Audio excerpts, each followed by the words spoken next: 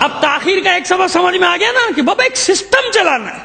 System اگر بغیر تربیت کے حکومت مل جائے تو کیا حشر ہوتا ہے؟ جب سسٹم چلانے والے نہیں ہوں گے ہوگا کیا؟ اکیلا آدمی کتنی اچھا ہو، نیچے گدھے بیٹھے ہوں تو کیا ہوگا؟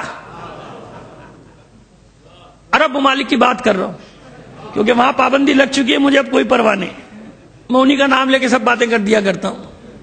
گدھے بیٹھے ہوئے ہیں نا، دیکھ لیجئے کیا حشر ہو رہا ہے. وہ سمجھ رہے ہیں یہ سڑکیں ان کی بلڈنگیں اور یہ کھانا پینا عیش، بس ہم بڑی ترقی کر رہے ہیں.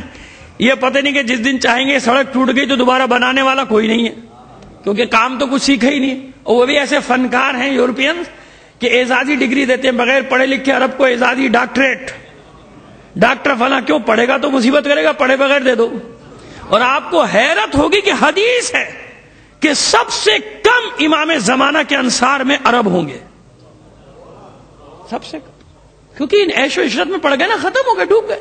سب سے کم ایوریج، یعنی جو ٹوٹل ہوگا اس کا ایوریج، کیونکہ یہ اب اس قابل ہی نہیں رہے نا کہ یہ سامراجی طاقتوں کے مقابلے میں کھڑے ہو سکیں یا جزیدی طاقتوں سے ختم کا. سب سے کم بکھر چکے ہوں گے اور سب سے کم عرب ہوں گے امام کی نصرت کرنے والے. تو اب ایک سسٹم چلانے کے لیے افراد چاہیے.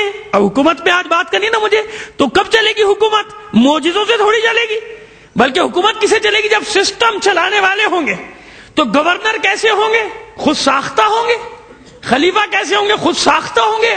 وہ خود اتنے سسٹم پر حاوی ہوں گے کہ جس علاقے کا انہیں گورنر بنا کے بھیجا جائے گا وہ جانتے ہیں کہ کیسے سسٹم چلانا ہے، کن لوگوں کو بھرتی کرنا ہے، کن لوگوں کو صاف کرنا ہے. تو صفائی ہوگی کہ نہیں ہوگی؟ کیا علاج ہے ناسور کا؟ اس نشتر لگانے میں کوئی برائی نہیں جو فاسد مادے کو نکال پھینکے. اگر نشتر نہ لگایا جائے، جراحت نہ کی جائے، سرجری نہ کی جائے تو وہ پھوڑا پورے جسم میں پھیلے گا، ختم کر دے گا. تو کبھی کبھی جو انقلاب آتے ہیں اور یہ پھوڑے پھنسیاں جو صاف کیے جاتے ہیں دنیا سمجھ نہیں پاتی.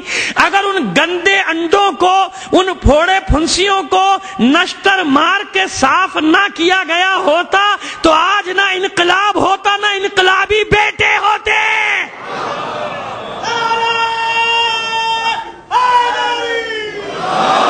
آج اگر دنیا بھر میں یہ فرزندان انقلاب باتیں کر رہے ہیں تو کیوں؟ ان پھوڑے پھنسیوں کو نکال دیا گیا تھا. یہی تو ہمارا المیہ ہے کہ ہم ان پھوڑے پھنسیوں کو پالتے ہیں، ان ناسوروں کو پالتے ہیں، ان بچھوؤں کو پالتے ہیں، ان سانپوں کو پالتے ہیں. کل دوسرے نے دوسرا لباس پہنا تھا، آج ہم اپنی دوستی کا لباس پہن کے انہی چوروں کو اپنے ساتھ بٹھاتے ہیں. کل تیسرا آئے گا، وہ بٹھائے گا. یہ ہے جڑ،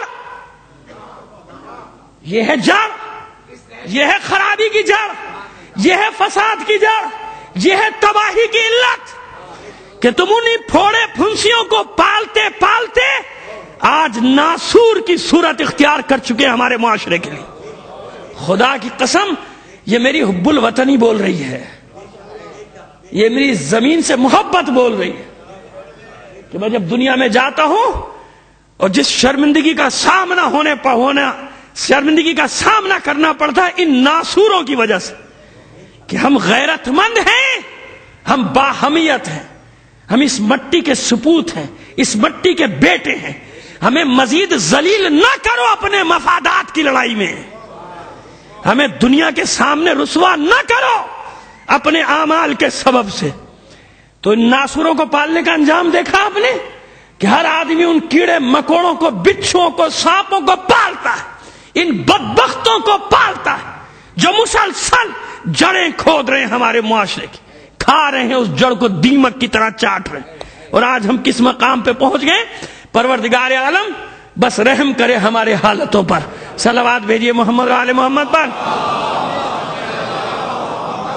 تو سمجھ میں آئی بات؟ سسٹم کب چلے گا؟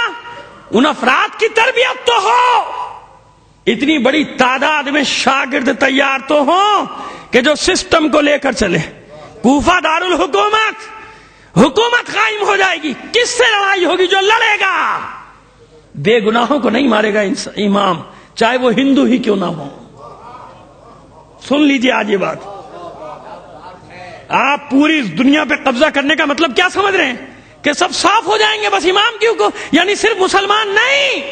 شیر اور بکری ایک گھاٹ پانی پینے کا مطلب یہ ہے کہ کوئی کسی کو مذہب کے نام پہ قتل نہیں کرے گا، کوئی کسی کو مذہب کے نام پر گولی نہیں مارے گا، کوئی کسی کی مذہبی مقامات پہ بم باندھ کے نہیں کود پڑے گا، کوئی کلیشنکوف کی گولیاں برسائے گا نہیں بے گناہوں کے اجتماعات پہ. کیوں؟ آزادی ہوگی، تبلیغ ہوگی، حق کا پیغام ہے، جسے قبول کرنا ہے کرے، نہیں کرتا نہ کرے.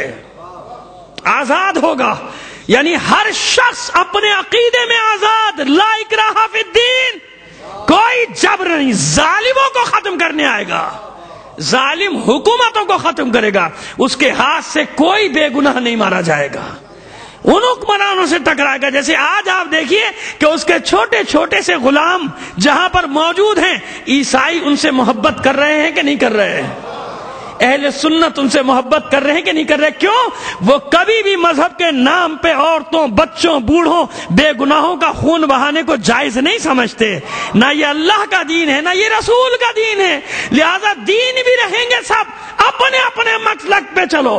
ہم اپنا پیغام دیں گے، مانتے ہو مانو، نہیں مانتے نہیں مانو، لیکن زمین پر فتنہ پھیلانے کی اجازت نہیں ہوگی، زمین پہ فساد پھیلانے کی اجازت نہیں ہوگی. سب خوش ہوں گے اس کی عدالت سے کہ ہاں اب جو وہ فیصلے کرے گا تو یہ اختیار ہوگا، اسے اس کی طاقت کا اختیار ہوگا کہ اسے کسی گواہ کی ضرورت نہیں ہوگی، کیونکہ وہ جو فیصلہ کرے گا اپنے علم کی بنیاد پر کرے گا، منوا کے کرے گا. کتنے سال حکومت؟ یہ اپنے پیارے بچوں کے لیے جنہوں نے سوال کیا ہے. 40 دن نہیں، 40 دن کا تو ذکر ہی نہیں ہے کہیں. کتنے سال حکومت ہے میرے امام کی؟ بڑے پیچیدہ سوالات ہیں، اور جہاں جواب نہیں ملے گا چھوڑ دوں گا وہیں. کیوں؟ یہ قدرت کے راز ہیں، سربستہ راز ہے نا، نہیں معلوم. جب آئے گا جب ہی بہت ساری چیزیں کھلیں گی، ہے نا. جب آئے گا جب بہت سارے راز ہم پہ منکشف ہوں گے کہ ان کا مطلب کیا ہے. لیکن جو ہے وہ بیان کیے دیتا ہوں جس حد تک پتا ہے. 7 سال، 20 سال، 70 سال، 40 سال، یہ ساری روایات ہیں. لیکن 2 اماموں سے جو روایت سب سے زیادہ آئی ہے، ایک جابر ابن یزید جعفی جو صحابی ہے، 5ویں امام، امام محمد باقر علیہ الصلوۃ والسلام. اس نے پوچھا کہ مولا وہ جو آپ کا آخر آئے گا